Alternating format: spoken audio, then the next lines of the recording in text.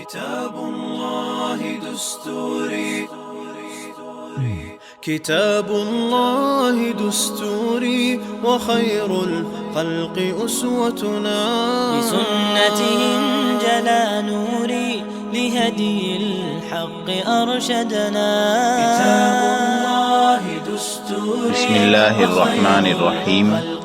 واقعات پڑھیے اور عبرت لیجیے. سبق نمبر 48. حضرت گنگوہی حاجی صاحب رحمۃ اللہ علیہ کی خدمت میں. بیعت ہونے سے بزرگوں کے سلسلے کی برکات بھی نصیب ہوتی ہیں اور انسان کے لیے مجاہدہ اور عمل آسان ہو جاتا ہے. حضرت مولانا رشید احمد گنگوہی رحمۃ اللہ علیہ حضرت حاجی امداد اللہ مہاجر مکی رحمۃ اللہ علیہ کے خلیفہ تھے اور ان کو خلافت صرف 40 دن میں ملی. صرف 40 دن میں وہ منزلیں طے کرتے کرتے اللہ تعالیٰ کے ساتھ نسبت کی دولت سے مالا مال ہو گئے تھے. ان کا قصہ عجیب ہے. حضرت حاجی صاحب رحمۃ اللہ علیہ تھانہ بھون کی خانقاہ میں رہتے تھے. رشید احمد گنگوہی رحمۃ اللہ علیہ جوان آدمی تھے. جوانی کا بڑا جوش اور جذبہ تھا. تھانہ بھون میں ایک بہت بڑے عالم شیخ محمد تھانوی رحمۃ اللہ علیہ رہتے تھے. کسی مسئلے میں ان بزرگ سے مولانا کو اختلاف تھا تو ان سے مناظرہ کرنے کی نیت سے وہ تھانہ بھون گئے. راستے میں حضرت حاجی امداد اللہ صاحب رحمۃ اللہ علیہ کی خانقاہ نظر آئی تو سوچنے لگے کہ حاجی صاحب یہاں رہتے ہیں، بزرگ آدمی ہیں، ملاقات کر لینا چاہیے. تو ملاقات کرنے چلے گئے. حاجی صاحب نے پوچھا کہ کہاں سے آئے ہو؟ کہا کہ گنگوہ سے آیا ہوں. پوچھا کیوں آئے ہو؟ کہا کہ حضرت مولانا شیخ محمد صاحب سے فلاں مسئلے میں مناظرہ کرنے کے لیے آیا ہوں. حاجی صاحب نے کہا کہ بھائی وہ تو تمہارے سے بڑے عالم ہیں، مناسب نہیں معلوم ہوتا کہ تم ان سے مناظرہ کرو، لہذا یہ خیال چھوڑ دو. حضرت حاجی صاحب کی بات ان کے دل میں آ گئی تو کہا کہ ٹھیک ہے، جب ایک بزرگ کہہ رہے ہیں تو مان لیتا ہوں کہ ان سے مناظرہ نہیں کروں گا. پھر وہیں خانقاہ میں رات میں ٹھہر گئے.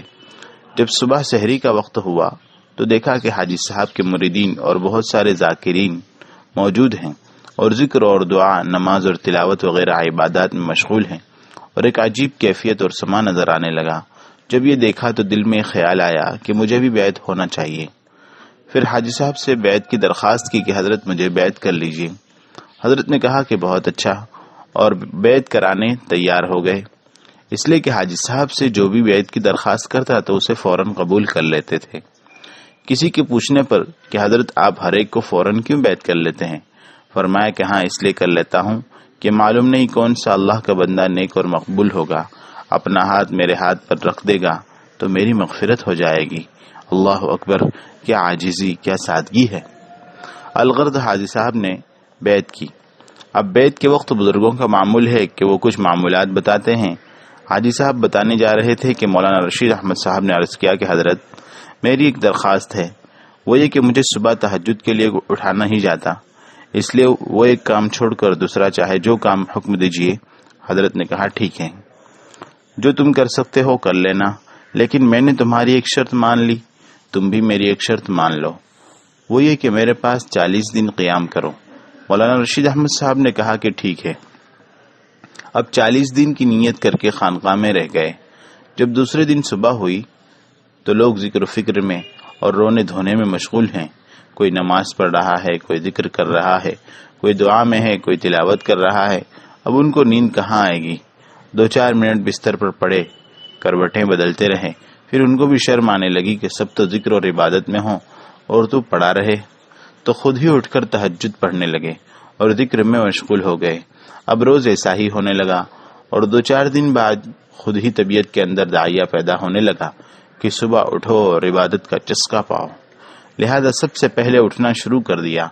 حالانکہ بیعت کے وقت تو یہ شرط لگائی تھی کہ صبح کو نہیں اٹھوں گا، لیکن اولیاء کی صحبت کی برکت سے سب سے پہلے اٹھنا شروع کر دیا. پہلے زبردستی اٹھتے تھے لیکن پھر جان بوجھ کر اٹھنے لے. جب اسی طرح 40 دن گزر گئے تو حاجی صاحب نے خلافت عطا کر دی. جب تھانہ بھون سے رخصت ہوئے اور اپنے وطن گنگوہ پہنچ گئے تو کئی مہینے ہو گئے اور حاجی صاحب کو ان کے حالات کا کچھ پتہ ہی نہیں چلا، نہ خیر خیریت نہ حال و احوال. تو حاجی صاحب نے مولانا کے نام ایک خط بھیجا. اس میں لکھا کہ تمہاری کوئی خبر نہیں معلوم.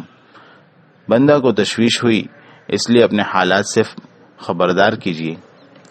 یہ خط پہنچا تو اس کو پڑھا اور جواب لکھا کہ حضرت، میں نے اپنے حالات اس لیے نہیں لکھے کہ بندے کا کوئی حال ہے ہی نہیں، تو کیا لکھوں؟ اس کے بعد لکھا کہ بس اتنا میں اپنے اندر محسوس کرتا ہوں کہ کسی کی تعریف اور برائی کا اثر بندے پر نہیں ہوتا۔ دوسری بات یہ ہے کہ قرآن و حدیث میں آئی ہوئی تعلیمات میں کسی جگہ کسی قسم کا شک نہیں ہوتا۔ بھائیو، بیت کی برکت اور اہمیت اور ضرورت کا اندازہ کرو کہ بزرگوں کی نظر انسان کو کیا سے کیا بنا دیتی ہے۔